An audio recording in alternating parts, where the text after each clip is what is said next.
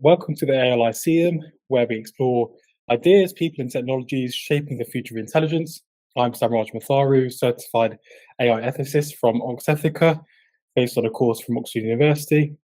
And I'm also a visiting lecturer for AI marketing at Durham University. In each episode, we speak with leaders driving real innovation in AI with no hype and real insight. So today, I'm joined by Peter Gostev, who's head of AI at Moonpig. He leads generative AI initiatives across the entire business. He's got over 61,000 followers on LinkedIn. He's widely recognized for cutting through AI hype and translating complex technologies like this into simple and practical LinkedIn articles and thought leadership posts.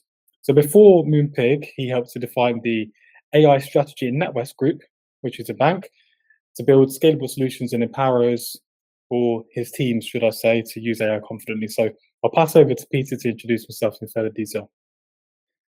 Hi, Samraj. Thank you for having me. Excited to be here. And thank you for the introduction. It's kind of to make it, maybe put it into more practical words. My day job is to bring AI into Moonpig, and it's everything from building customer-facing features to helping our teams use AI better, which could be just using the tools, or introducing maybe some new workflows tools that are enabled behind the scenes. And then in the evenings, I do the extra things that don't necessarily fit the day job, but also interest me around AI. I've been following you for a while, and a lot of the posts that you make are really simple to understand, like comparing how different models are generating answers using moving objects and things like that. So really unique way of doing it. And recently you went to the OpenAI DevDay. So can you explain a bit more how that DevDay works and what you learned from it? Yeah, so DevDay is really awesome event, and it kind of does. I guess it's like, obviously it's by OpenAI, so everything is about OpenAI. But the coolest thing is really it's like a bit of a celebration of just AI and like everything that's happening in that space. And it's my first time in San Francisco, so that was doubly exciting. But the whole thing is basically you get the whole day of, I don't know how many thousands of people there were. Everyone's interested in AI. Everyone's on the same wavelength. Anyone you can just strike up conversation with, and they all talking about all the latest things they've been trying out and what works, what doesn't work. So that's been really, really cool, and just to feel the excitement of people in the industry. Because I think if you go to general conferences like in the UK, or I'm sure somewhere else as well, there's always like quite a big variance of people who I know haven't even tried doing anything, or some people who just read about it, others like really deep into it, and it takes you a bit longer to kind of get on the same wavelength with people. But there's somewhere like that where you just got a concentration of all the AI kind of first people, then it's very different. So that's just the general kind of vibe of the event. Really big positive excitement, and beyond that, OpenAI did an amazing job organizing the event, and there were great talks. But actually, you can find all of them on YouTube, so you haven't like particularly missed out or anything like that. But it was really cool to meet in person few people like Greg Brockman. I had a quick chat with like Mark Chen, the chief scientist, a few other people like who work on Sora and Codex, and the various other teams. That was really cool as well. And what was your favorite conversation based on the day? Yeah, definitely quite a few. I think some conversations with the Sora team were quite interesting, and there was a lot of it kind of coincided with all the hype around Sora, so that was really like high on top of the minds of a lot of people. And definitely there are things like, for example, now you can only do 10-second videos or like 15-second videos, I think, if you do the right settings. But there's no reason why they couldn't do 1-minute videos. They're just like GPU constrained. So that's not really a big constraint. They know a bunch of other things, start frame, end frame. So there are things like that they can add as well. So it does feel like it's kind of just the beginning on that front. Another one was Codex. Really feels like it's the beginning of them just taking it really seriously. So they have apparently 100 people working on Codex product, and they've got the CLI, the terminal tool. They've got the web one where I can kind of go off in the background to work on that. And yeah, I think they're gonna connect different pieces up quite a bit more. And you can really see, I think, with Codex that like the big powerful thing, and to be fair, also Claude Code was the first one that really started that wave, and Codex kind of picked that up as well. So I think credit definitely goes to Anthropic on that one to start with, and a bunch of other, like Google has a one as well. Where the powerful thing there is that can really just you can use everything on your computer, so you can pick up the files, you can run Python or whatever else needed on your laptop, and then create files and can clone repos and do a bunch of different things that is quite a bit of friction if you're doing anything else. So I really moved away and changed my workflow quite a bit, where I used to do stuff in ChatGPT quite a lot. Now it just feels quite constraining to do things in ChatGPT, so you just move it out and do it on a desktop. It feels a lot more powerful. And if you were to advise somebody trying to use AI for the first time, what tools and what sort of workflows do you recommend to them? Yeah, well, I would say keeping it simple for yourself is probably a good idea. So in terms of tools, to be honest, most of the tools in terms of the main labs, they're pretty good now. So I would say whatever you've got access to at work, that's probably the best one you can have. So yeah, if your work uses Gemini, just use that. Yeah, if you've got ChatGPT, just use that. Yeah, I think the reason why I would gravitate towards ChatGPT is that it's the one that vast majority of the people use. So they've got 800 million users now and so on. So there's a little bit more infrastructure, there's a bit more momentum, and you can kind of be sure that someone else is probably using it. So there's a bit more gravity around it.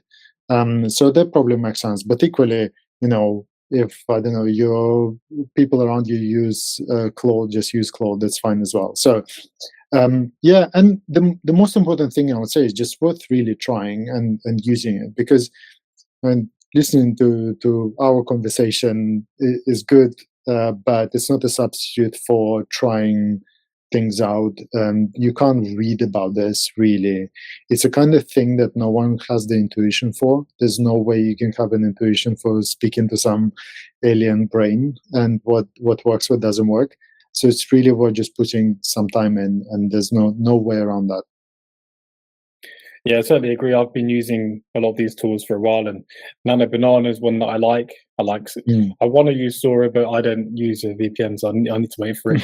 I've been using Sora, the first Sora. So by Sora, by me saying I can't use Sora, I mean Sora 2 in the UK at the moment. But I use Sora when I like it. I think it's really good. For me, I like it to have longer videos. At the moment, it's producing really short videos, but I'm sure in the next year or two, it'll have really long videos, and it'll get to a point where we have 30-minute long videos, and people can make their own films and that sort of thing. Which brings me to my next point.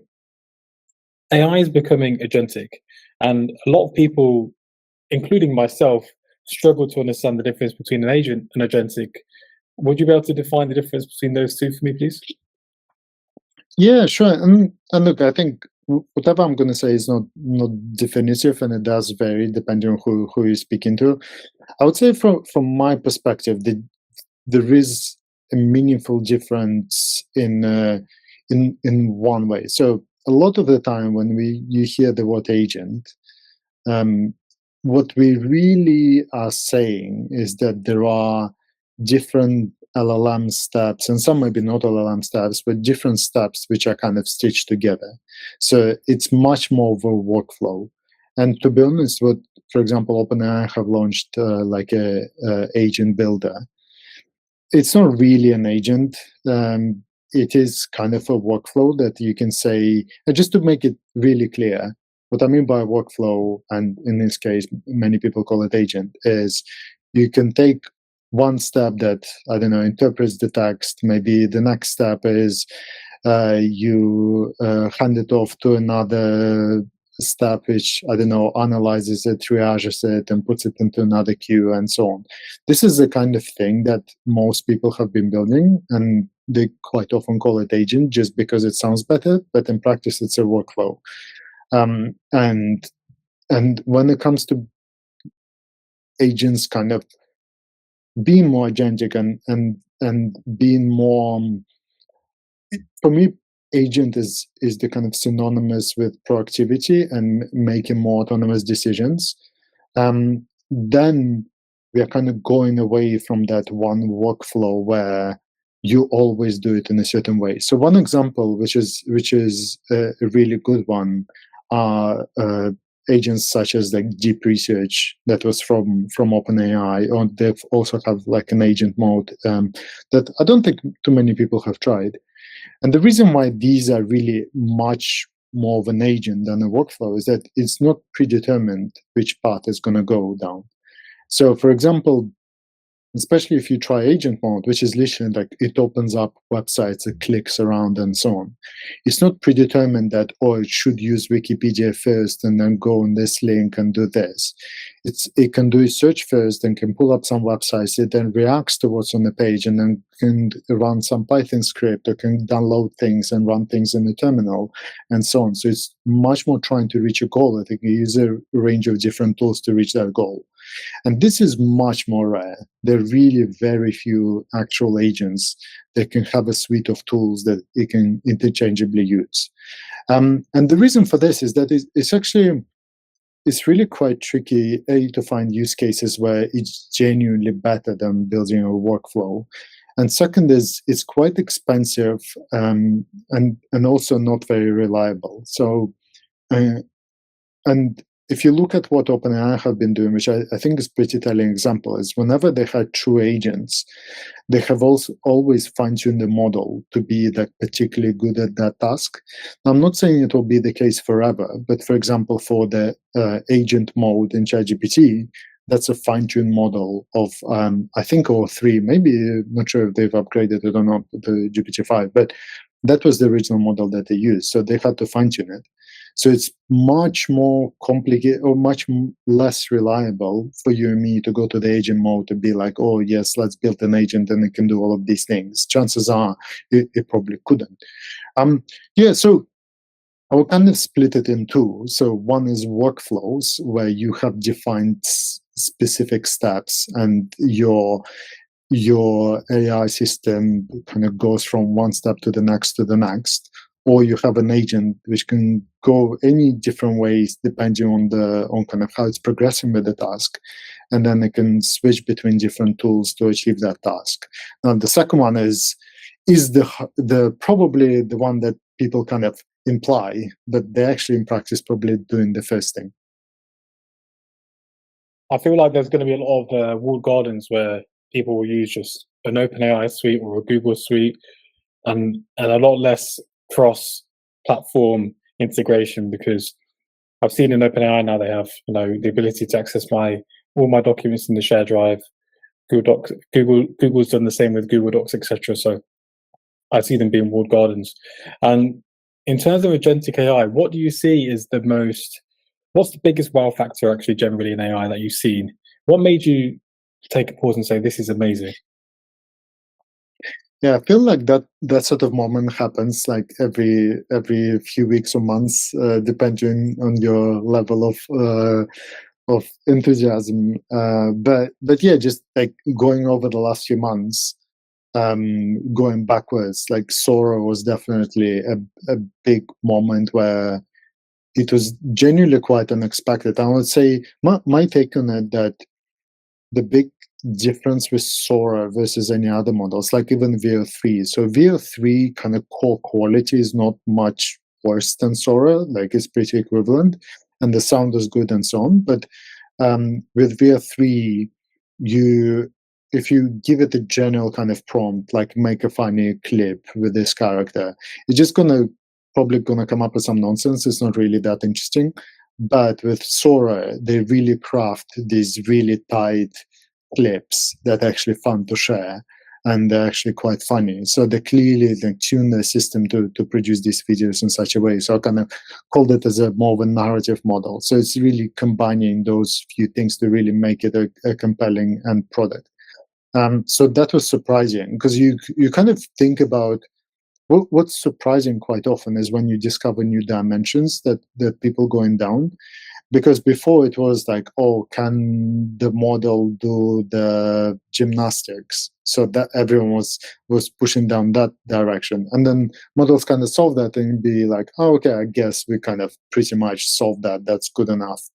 And then some other lab takes another turn and goes in the other direction. So that was quite interesting. The one before was, you mentioned Nano Banana and the Google model. That was quite impressive as well. And the reason why it was impressive is that it was, the editing capability was far more precise than what we had before. The ChatGPT model was very good, but it was like quite slow, and it didn't retain like facial identity very well. So there were like few issues with it that was great for style transfer. But sorry, so do you remember the cartoonification of that was going viral, but editing wasn't that good. So now the Nano Banana model introduced that editing capability, which we haven't really seen before. It's still quite flaky, so I think there's quite a lot more to do, but that was definitely a big shift. Then going earlier, maybe what is a month or two before that, for me, GPT-5 Pro was a big uplift in terms of the capabilities we had. So, and especially the Pro version, the GPT-5 thinking high models were very good, but it's they were kind of not such a big shift from, for example, O3, but GPT-5 Pro really feels like a really solid model, or kind of maybe it's more of a system. They can search really well. They can produce things which are really coherent. They're really good at coding and so on. So they feel like really, really solid models. So that's what three things which like quite different from one another. I don't know, 3 months or something like that.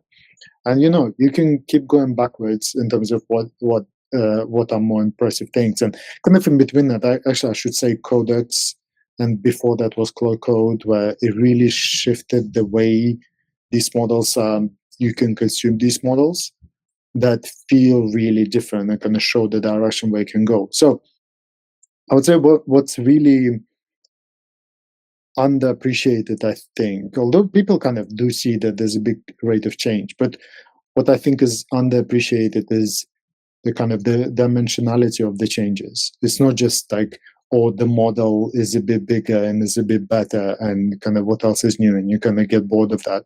But it's the fact that we've got new UIs and ways of interacting with these models. So that's Codex. So we've got new capabilities of image models with Nano Banana, new capabilities of video models with Sora 2. And just the core performances, I feel like is pretty insane with GPT-5 Pro models. So when people kind of claim, you kind of hear this narrative sometimes of, oh, it's all we don't see as much progress anymore. Yeah, I don't know. Maybe if you take a certain perspective, a certain kind of dimension, you look at it, okay, maybe it's not that different. But you go back a few months, I'm sure I've ever missed a bunch of things. You can get, there's so much that we can talk about. Yeah, it's so hard to keep up with it, and I just wonder how you keep up with it, to be honest. So how do you keep up with it on a day-to-day basis? I just read all the time, read everything, and you can't try everything, but you just need to make sure you try things, and you need to kind of try to work out what you feel like is meaningfully different. So there's probably a rule of thumb, should try everything from Anthropic, Google, and OpenAI. That's probably a kind of a no-brainer. So in those three companies, you should keep an eye and see what they release and try everything what they do. Or maybe it's a small research thing. Maybe you don't have to, but it is the big releases like Sonnet 4.5. Like you should try that really and see what it feels like. Gemini 3 should come out soon. Definitely like everyone should be trying that, seeing what the progress from Google is like. And then for when new like open source models come out, I don't try everything. There are many different models, and if there's a new release, I don't know, from Quan, and I look at it, or it seems like it's a little bit better, I don't think it's going to change anything in my understanding of the world, so I'm probably not going to spend much time on that. So that's the kind of probably frame I have, is that if you feel like does it like materially shift your understanding or not? And if the answer is you think probably not, then you can skip that one. But if it's something that feels different, then you should definitely spend time with it. Sora definitely did that for me. Sora was the first time I was like, wow, for content creation, this is going to change the game. And what sort of features or what sort of use cases would you like AI to solve in the next few years? Where do you want it to go? Think blue sky thinking for your answer. Yeah, it's very hard to kind of calibrate your expectations in terms of what's possible. So maybe I'll kind of start relatively small, as I think one kind of whole category of things is that the lab's not, I think, thinking about too much about the more boring things in day-to-day corporate work, such as just like creating PowerPoint files and Excels and things like that, and just working with documents and I don't know, filling in forms and all the custom applications. It's not like they're not doing it, but it feels like really underinvested area in terms of their capability. Such as, you'd think that Microsoft should just have a PowerPoint agent for years now, but like, where's that? They haven't done anything on that, but they should be like the most obvious thing they should be doing. I think Anthropic's probably the better one in terms of the kind of the PowerPoint Excel kind of direction. So they seem to be focusing on the verticals more. So that's the kind of the obvious area that feels like that should make a lot of progress. As a side note, you might have seen there was a benchmark from OpenAI. They released something like GGP eval or something like that, where it's like how much of the human tasks that AIs can do. And it's interesting. On the one hand, like it's still, you shouldn't take it too literally. They still had to separate it by task and really do the analysis task by task. So, which is not really how the real world works. Now, there are many tasks, or there's a lot of value that humans add that you can't really separate into individual tasks that are automatable. But that aside, in the other direction, I think there's also quite a lot of value just left on the table, just because then the quality of the final output is just not very good. So just as a simple thing, there's not any AI that can do a presentation that is like a consultant level presentation at all. Like they're just very bad at just not the quality of thinking necessarily, but just the quality of the output. So I've been a consultant before. If I do anything like that, that would be terrible. So, and consultants craft their presentations like very carefully. So that's the kind of thing that I think if they solve just the visuals and make that a lot better, then you can see it like a massive uplift. But yeah, in terms of your broader question, in terms of what can solve, there's still I don't know how much of an ambitious answer that is, but there's still like quite a lot of friction in terms of like you need to think about what you ask, how you ask, and like what kind of output it gives you and what you do with it, and like all of these things. And I think the future eyes just should kind of take care of a lot more that kind of gray space around it. And I feel like that could shift things a lot. And that maybe sounds like a little bit boring, but I feel like you need a lot of intelligence, a lot of agentic behavior around it, and that way humans can do a lot more with AI later. Whether we can get to like much more kind of AGI direction, I really don't know. And even if we don't, feel like there's still a lot to go. Yeah, AGI is a buzzword, and so is super intelligence. I think they're both hand in hand. I actually watched the Thinking Game on Amazon Prime. Have you seen it? No, I haven't. Oh man, you need to see it. It's Demis Hassabis and the DeepMind team, and it's their journey from when Demis was a child to now. Oh, And wow. Okay. it came out in 2024, but Demis was a chess master. And when he was really young, there's a video of him saying, when they ask him why do you like chess, he says, it's just a great thinking game. And for a child to say that is just phenomenal. It's really good. It talks about the work that they're doing. Project Astra, I think, when they show videos or live videos to AI and ask it questions, it can identify what's real or not. So definitely watch that. It kind of ties into what you said about AI needing to understand me and you as a person. And I feel like you're trying to say that it should become more emotionally intelligent, because emotional intelligence is understanding you, how you think, how you feel, and that's moving more towards artificial consciousness, really. So it'll be interesting to see if that happens in the next 5-10 years.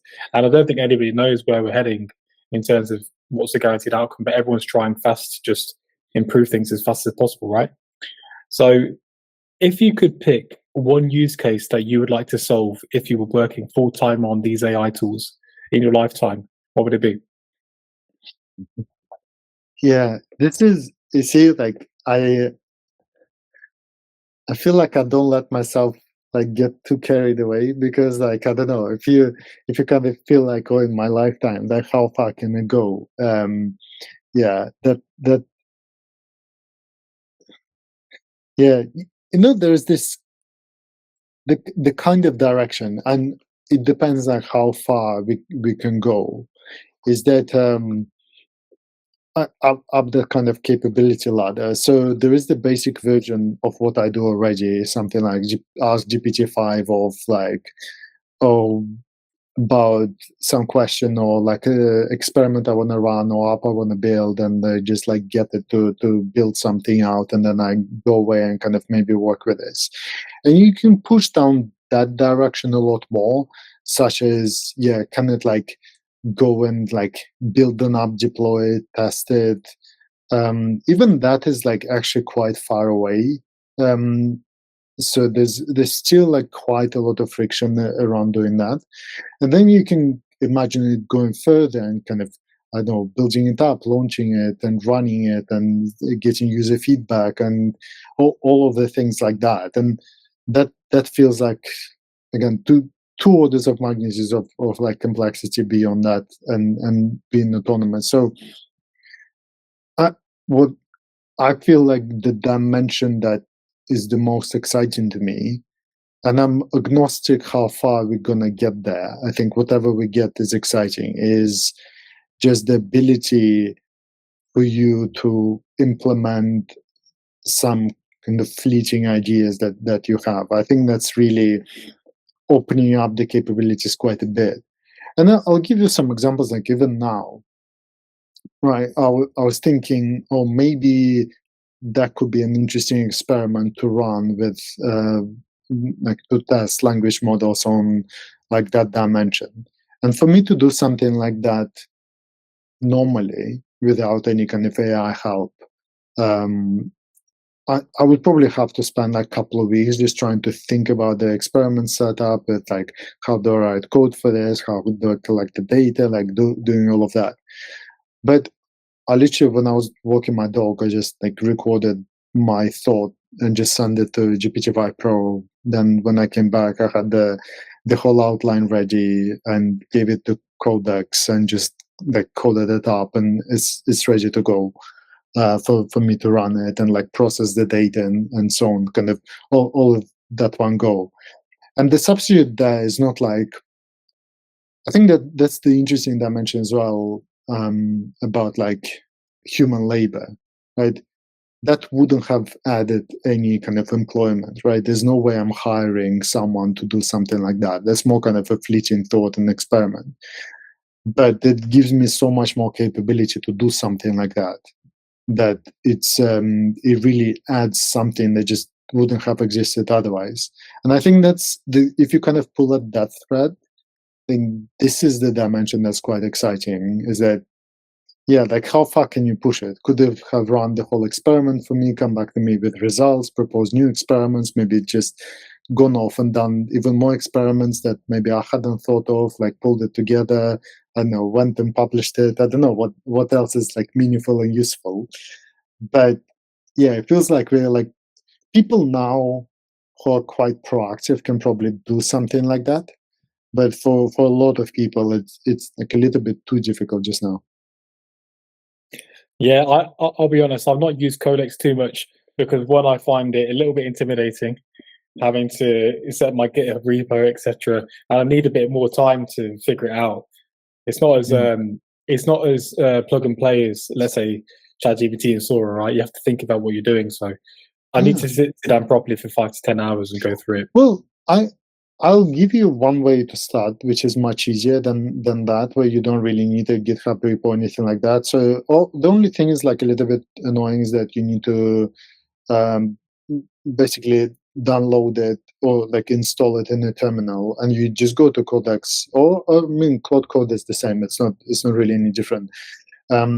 Just install it, Claude Code or Codex, then in your terminal. Then you just need to log in, and basically you're in since that. And then the best use case that I like is that have some kind of data set, just like a CSV file that you just have on your desktop, and get it to analyze the data and visualize it for you. And it's like, this is so good. And don't bother with any like GitHub repos, like you don't need any of this. And just ask it to create like an HTML file with the visualizations, and it can decide on like exact packages and so on that it can use. You can use like Python and Plotly behind the scenes or something like that, and it'll be great. And honestly, like I do this all the time now, and quite often I'll be like, I'll have some boring tasks such as I've got, I don't know, 3 CSVs with some usage data for some apps. And then what I would do is just to say, pick up those 3 files, pull it together, align it so, you can combine it, merge between those 3 into one file, and then do some analysis and create visualizations. And then I just open the HTML file, just look at the visualizations, and I can kind of go from there. So it's not like I probably couldn't have done all of these analysis myself by hand. I probably could have done something else, such as like, I don't know, put it in Excel and kind of go from there. Like, I can do it, but it's so much easier now. And you don't really need any setup. It's really not hard to do it all. Thanks a lot. I'll definitely try that. So I just click on Codex, I download it, put it in the terminal. So I open the command center on my laptop, I just type in terminal, right? And then I say, hey, here's the CSV. And you give it the folder location, right? So you say, here's the location, and then reference it and prompt it, right? Is that it? Yeah, pretty much. Yeah. If you go to like Codex website or like Claude Code website, it'll tell you how to install it. And you basically open the terminal and you just run the install command. So it'll just automatically get installed. You might need to like approve things. Then log in. Yeah, and then you either just say there's the file name is in this folder, or you can like drag it into the terminal as well, and then it will give you the reference as well. Yeah, and go from there. It's really much easier. I know it kind of looks like it's very sophisticated coding, like a terminal looks very complicated. But the only reason why it's actually complicated, why it looks intimidating, is because you are expected to know all of the commands of how to use the terminal, but now you don't need to, right? You can just ask Codex or ask Claude Code, and you can just say, like, help me do this or that. And I've actually, I've had examples where I would like, I know on my Mac, I couldn't work out how to change one setting or something, and just like ask Claude Code or Codex to do it for me. And I know you approve some things and it just does it.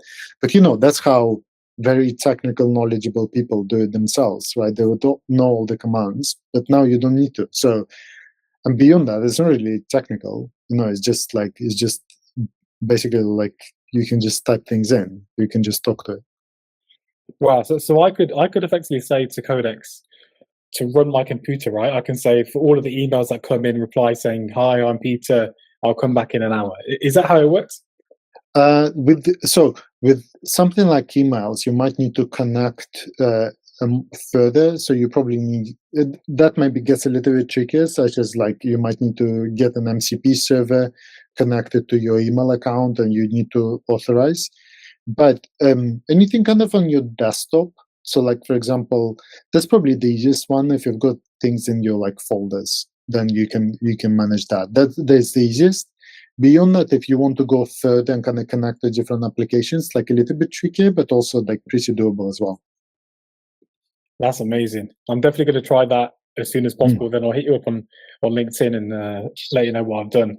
Hopefully I don't become better than you. Then you have to interview me. Okay. So let's move on to... I've got a lot of questions here. You're interested in the pricing of models and GPUs. Can you explain to everyone listening how AI actually works? So when I prompt on my screen, what happens? And how does this energy thing work? Yeah, so at the basic level, the most common pattern is that someone else has the model that is running in their cloud. And there's another version that you might have a model that's running on your laptop. Now, that's rarer, and unless you definitely know that you have done that, which you need to put some effort in, like it really isn't running on your laptop, unless you're using like Apple Intelligence or something like that. But like, who does that? So yeah, the basic way to think about it is that it just goes off in the cloud in a data center, and it just gets processed there, and you get the response. Now, there are many levels of complexity the way you can answer that, such as like there's batching of different users. There's also how long is the context, and is it, if you have a very long conversation, that it kind of sends all of this again to the GPU to the same model, and it processes it with all of the context that you've provided. So it kind of can get really complicated, but at the basic level, it's just pretty much the same way like any data center would. And you just send response there, you get response back, and that is it. But yeah, in terms of the GPUs and the pricing and the investments in that space, the reason why I look at it, the reason why I find it interesting is that this is really showing us the future of where the models are going. And you can't be overly specific in terms of where the models are going, but you can at least kind of squint and imagine. So one thing that I kept kind of hearing maybe 6-8 months ago, that, is it all a plateau and we're kind of hitting some kind of ceiling. But it never felt right to me that you should kind of make these pronouncements at that point in time. And the reason for that is that we knew that there were loads and lots of investments that are going into GPUs and new data center build-outs and so on. And if you look at how much capacity that is coming in terms of what labs would have access to, you can see that it's like extra order of magnitude or some multiples of what they had so far that is still to go. That is literally just being built. It's not like, maybe we'll get it in 3 years' time. No, it's literally coming online. And there is a bit of a delay between the models that we get access to now. So, such as, for example, let's say like GPT-5, right? The data centers and the investments that had to be built to train this model, right? Depends on which kind of stage you look at. The model needs to be trained and assessed and post-trained and so on for like 6-8 months. And so you kind of have to go to the beginning of this year is the latest when this model could have been start training, but probably like a few months before that, you need to set it up and so on. So the investment decisions for this model were probably like 1.5 years, 2 years ago. So if you kind of trace it back, and there's this lag in terms of investments, the investments that the GPUs that are going online now, this is what we're going to get in 2 years' time in terms of the models. Maybe not quite that bad, but still, there's this kind of lag that you have. So when we see this massive investments going in, you need to imagine that there's still so much more to come in terms of just the delayed capabilities that are being created. And one basic point is that if you look at the just GPU improvements that have been happening, they're pretty amazing as well, because if you look at the chip, which was really the workhorse of all of the AI so far, which is H100 from NVIDIA, it was actually first released in, I think, something like November 2022 or like October 2022 or something like that. So this is literally about the same time as ChatGPT was launching. So obviously they couldn't have, it takes like a couple of years to design a chip. So they obviously couldn't have designed it in a way that is like optimal for ChatGPT use. So if you kind of think about it in multiple dimensions of, A, we haven't had all of these investments come through. B, we didn't really even have the chips that were designed for, especially think about like reasoning models. Imagine like in 2021, having to think about designing a chip for reasoning models. Now, this wouldn't even make sense as a concept. So how can you even design something? So we've got all of these investments and capabilities that are at like technical infrastructure level that haven't yet filtered through to the actual model development and then the model consumption, that I find this to be a really interesting angle to look at and to see, like, you can kind of squint and imagine what else is there to come if we've got so much more to arrive as well. And then you hear all of these crazy investments by OpenAI or into OpenAI by Oracle and NVIDIA and now with AMD and others. And then it's your heart starts spinning. It's like, how much more is there to come? And apparently OpenAI planning to announce something else soon. So yeah, all of that sort of investment and drive, and also the delay in capability that we actually get, it makes you think how much more there is to go. And who knows, it might not work out and maybe we'll hit some kind of ceiling, but it feels like it's way too early to say that right now. Yeah, it's extremely early days. And there is an area called neuromorphic computing, which is where the hardware and software is in the same place, which a couple of my guests have mentioned. So AI is basically as close to a human brain as possible. I don't know lots about it, but hopefully in the next few years there'll be neuromorphic computing, which is more advanced apparently than transformers. On to the last two questions now. So the second last question for me is, what does ethics and governance look like for AI? Because there's a lot of questions around how we deploy AI responsibly, which for me is sustainably and ethically. So the ethical and governance side is key. What do you do currently, and what do you think we should do? Yeah, I think the important part for me there is that I don't think we should be like too clever about it. I think there's a tendency of people to overthink and imagine some kind of crazy scenarios of AI taking over and trying to guard for that and so on. There are some basic things that we should put in place, and then such as making sure that we don't send customers' data somewhere where we shouldn't, or let AI do something risky that we are not comfortable with. These are all kind of basic things that, like, they're not necessarily even AI specific, but maybe just gonna put those things into sharper focus more. So these are the sort of things, as at least builders, we should focus on. And if you can't get past these points, then you just can't deploy it. It's not even if you put kind of ethics aside, you just cannot put certain things into production if they just don't work well. And it being, not performing to your customers' expectations is also part of it not working well. So you can think about the model quality in the general, or the AI system quality in this more general sense. So I think it helps, thinking about it this way just helps to take some heat out of it and more removes that personal opinion about AI and so on. So if, for example, the image model, I know, flips out sometimes, it does something weird, like we just can't use that probably unless we're kind of comfortable with the performance. So that's really the fundamental part of it. Yeah, and beyond that,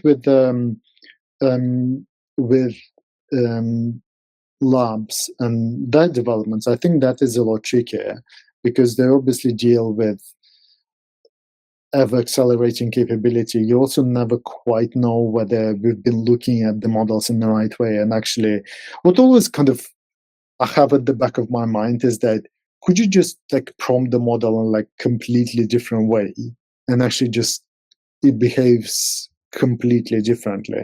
And we've seen some examples of this with jailbreaking techniques of just like a lot of filler characters or getting the models to overflow, like mixing languages, things like that. So that could be one direction, but there could be maybe something else that we haven't discovered. And it's very hard for humans to come up with these ideas because like, we have our brains that think in a certain way, but if it's such a capable system with maybe a brain that's completely different to ours, then maybe it could be something else we're just missing.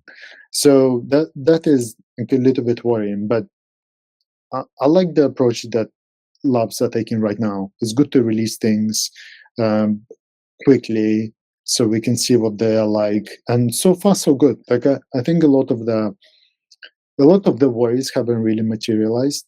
I mean, we get more spam and maybe slightly too polished messages at the higher volume and so on. But beyond that, I don't think we've seen anything like terrible happen, despite a lot of the predictions in that space. Yeah, you make some really important points. So on the one hand, you have the developers of the tools, then you also have the users of the tools. For me personally, I've seen a lot of deep fakes and videos being created of people who passed away. So there was a video of Stephen Hawking going down a skateboarding ramp, and I can see maybe some bad actors using these tools in bad ways, and there are some guardrails around it. For example, in the USA, people can't use these tools to develop revenge porn and things like that, which is really good. So I feel like there's going to be maybe a lot of bad actors creating bad content, but the good thing is with these companies is they're adding in watermarks so we can trace things back. So that's also a good point. On to the last point now is I always ask the person who I'm interviewing to ask a question to the audience.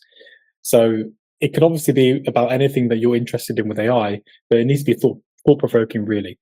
The audience has to comment in YouTube or just ask their friends the question and get an answer from them, or comment on the post on LinkedIn, whatever it may be. So what's that question from you?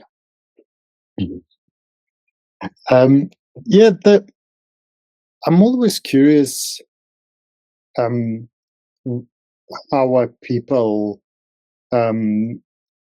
starting to use these tools, and what are they kind of getting out of it and not getting out of it. So I'm really just curious to see kind of what's the one thing that you have done with AI that you haven't heard anyone else do. And I feel like there must be hundreds of things that people have done that I haven't even thought of. So I would be super curious to see what people answer. That's a really good question. My answer is I was using AI to reverse engineer pictures of things just for fun.